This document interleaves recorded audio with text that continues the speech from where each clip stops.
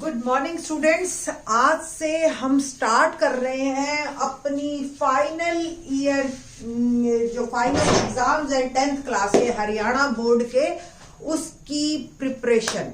ठीक है, और आज से आपको हर रोज एक लेक्चर मिलेगा। सबसे पहले हम लोग तैयारी शुरू करेंगे हर चैप्टर के ऑब्जेक्टिव क्वेश्चंस की, क्योंकि आपको ही पता है कि ऑब्जेक्टिव क्वेश्चंस सबसे ज्यादा मार्क्स अटेन कर रहे हैं, 40 मार्क्स ले रहे हैं। और ये जो है ऑब्जेक्टिव क्वेश्चन में 40 मार्क्स भी आपके 18 एमसीक्यू से, 12 वन वर्ड से और 10 फिलअप्स है।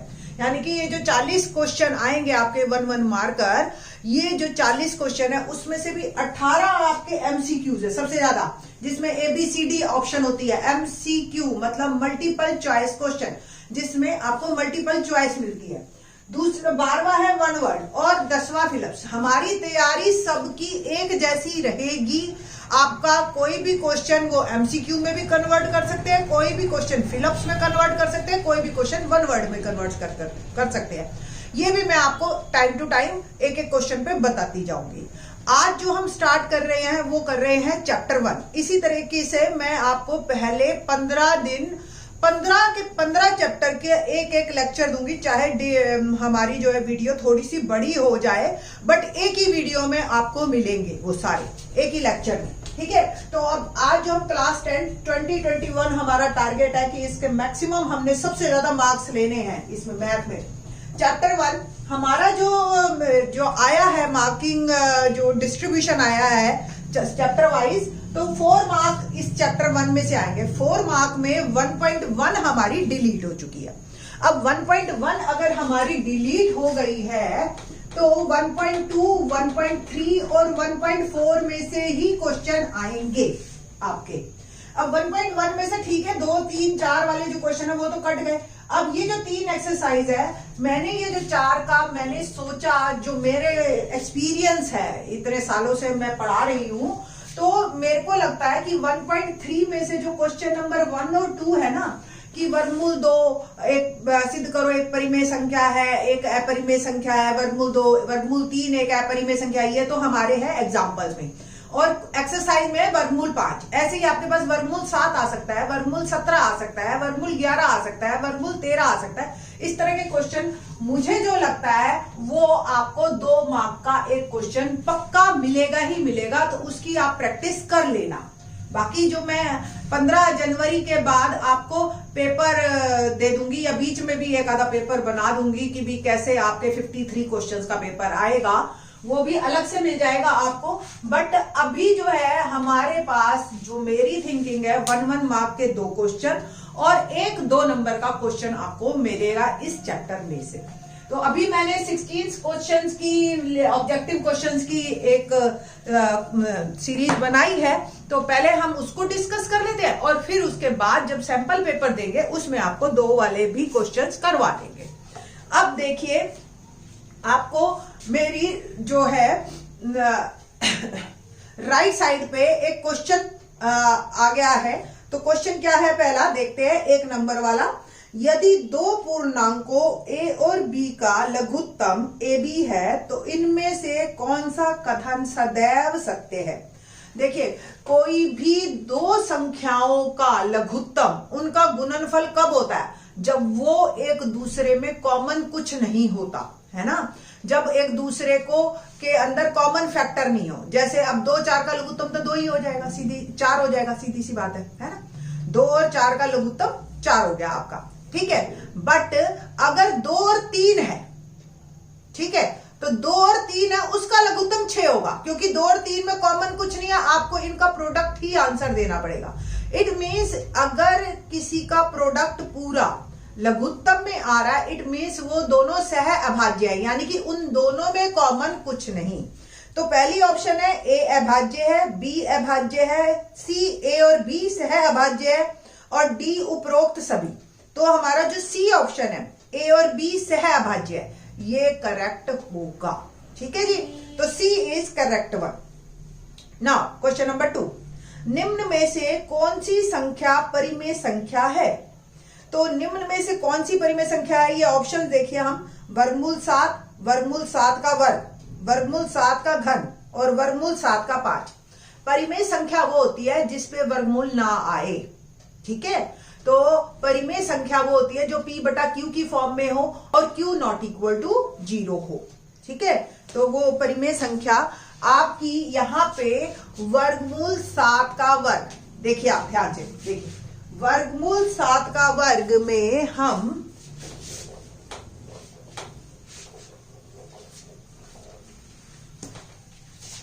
वर्गमूल 7 का वर्ग, आप इसको दो तरीके से लिख सकते हो, वर्गमूल 7 गुना वर्गमूल 7 और 7 गुना 7 एक जोड़ा बन गया, या वर्गमूल 49 7 ऐसे सोच सकते हो।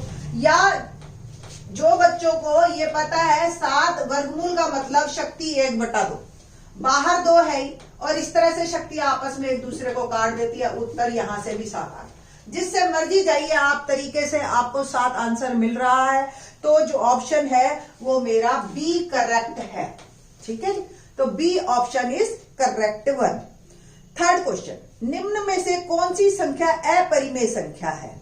अपरिमेय संख्या का भी वही है कि जो आपको क्लियर हो कि भी इस पे वर्गमूल आएगा ही आएगा, या आपको जैसे पाई है, पाई एक अपरिमेय संख्या, चाहे उसका वर्ग कर लो, चाहे उसका घन कर लो, चाहे उसकी पावर 1 कर लो, चाहे कुछ भी पावर कर लो उसकी, वो हमेशा अपरिमेय संख्या रहेगी।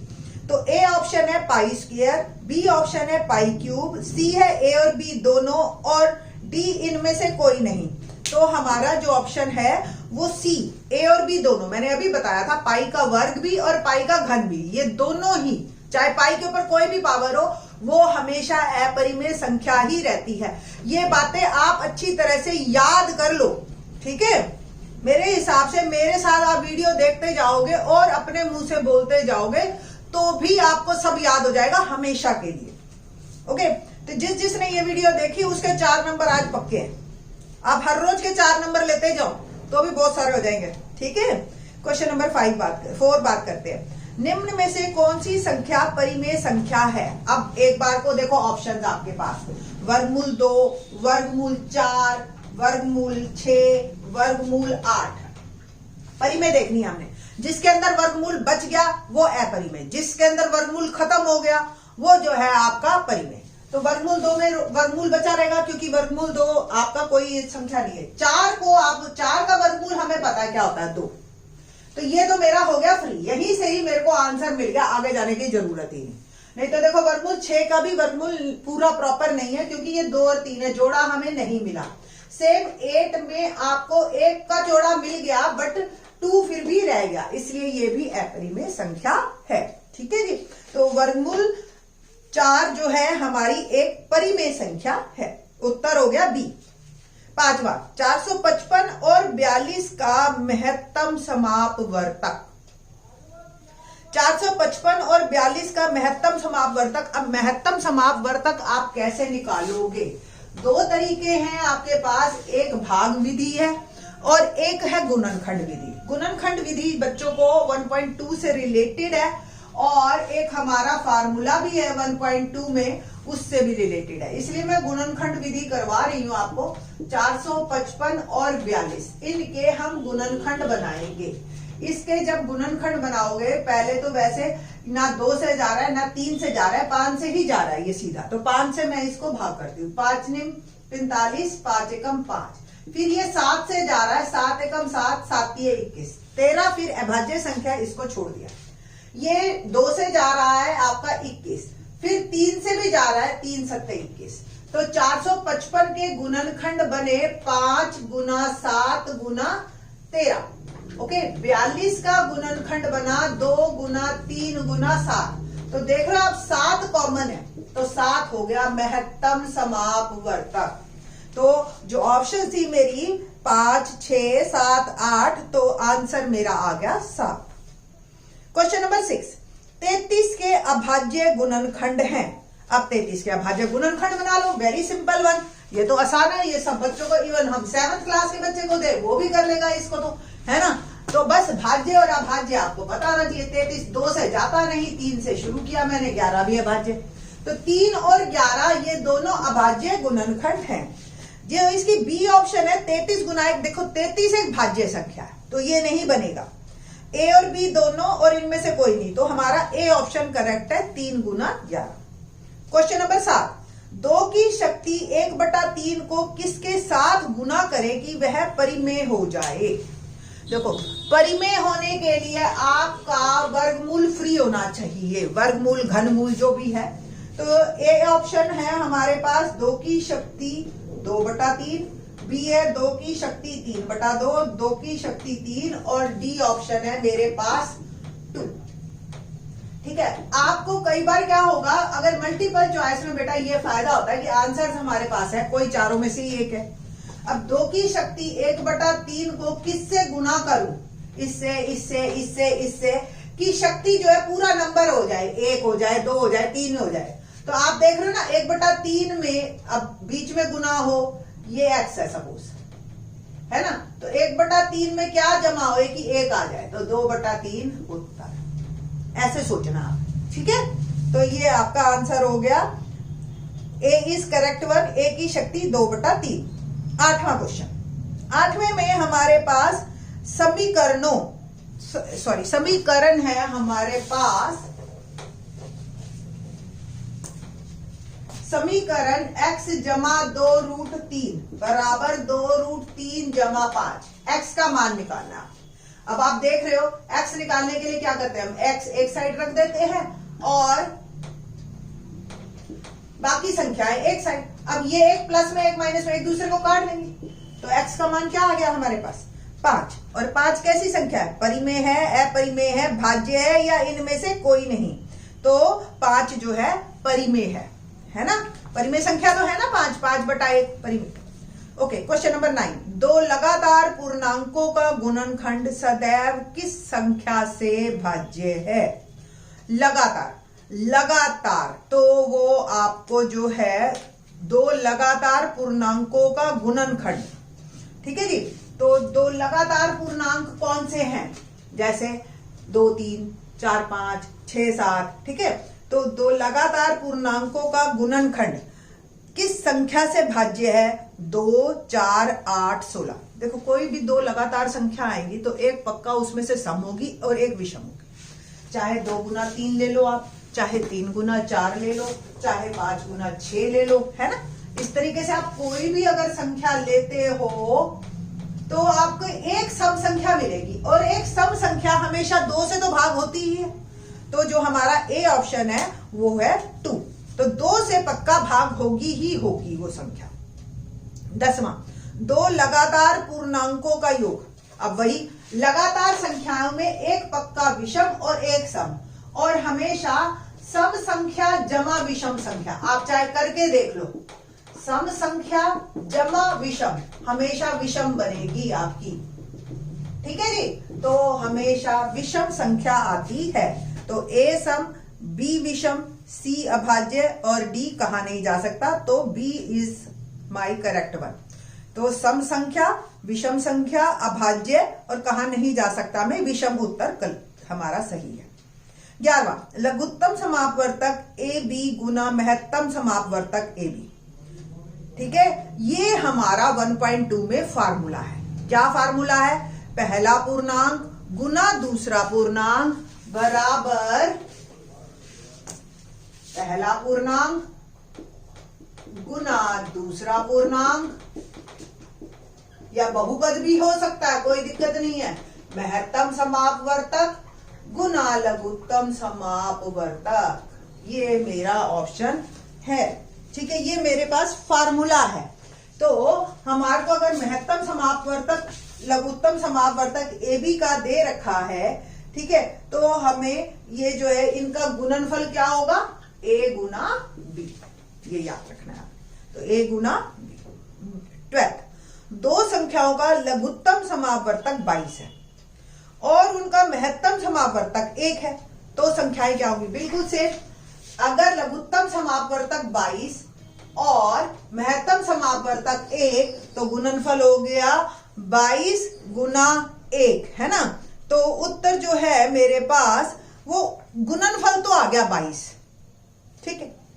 अब 22 गुणनफल में ये 4 ऑप्शन दे रखी है मेरे को, A1 2। अब हमने ये देखना है कि इन चारों ऑप्शंस में किसका गुणनफल 22 आता है। ठीक है जी, तो आप देखो इसका गुणनफल 2, इसका 44, इसका 11, तो 11 दूनी 22। So D is my correct one. ठीक है जी। 13वां, दो पूर्ण संख्याएं 26 और 91 का लघुत्तम समापवर्तक। अब लघुत्तम समापवर्तक आप दो तरीके से निकाल सकते हो। एक गुणनखंड विधि तो है ही है, ठीक है, आप ऐसे भी निकाल सकते हो। यही गुणनखंड विधि लघुत्तम के लिए बढ़िया फिट बैठती है। आप ऐसी संख्या लो जिससे दोनों जा रहे हो। तो आप ध्यान से देखो, 13 से ये दोनों जाते हैं। आपको 13 का टेबल भी याद होगा। 13 दूनी 26, 13 7 91। सिंपल गुना कर दो। 13 गुना 2 गुना 7, 13 दूनी 26, 26 और 7, 7 6 42, 4 7 दूनी 14 और 4 182 इज माई आंसर। तो बी इज करेक्ट वन। 14वां, 45 और 75 ऐसे ही करें। देखो प्रैक्टिस हो जाएगी आपकी अच्छी तरह से। 45 और 75 का लघुत्तम समापवर्तक। अब ये देखिए आप, ये दोनों संख्याएं 2 से तो नहीं जा रही बट 3 से जा रही है। तो सबसे पहले हम 3 से ही भाग करेंगे। 3 एकम 3, 3 पंजे 15, 3 दूनी 6, 3 पंजे 15। अब 3 से नहीं जा रही पर 5 से दोनों जा रही है। तो 5 3 15, 5 पंजे 25। अब ये कोई भी नहीं जा रही तो इनका जो एक एक ऐसे ऐसे गुना करते जाते हैं। ठीक है जी। 3 पंजे 15, 15 3 45, 45 पंजे 5 बचे 25, 2 5 के 20 और 2 22, 225 इज माई करेक्ट वन। अगला 36 और 78 का महत्तम। अब महत्तम समापवर्तक के लिए फिर से आपको अलग अलग गुणनखंड बनाने पड़ेंगे। 36 और 78। ठीक है जी। तो सबसे पहले मैं 2 से करती हूँ। 2 एकम 2, 2 अट्ठे 16, फिर 2 से जा रहा है 2 निम 18, फिर 3 से जा रहा है 3 3।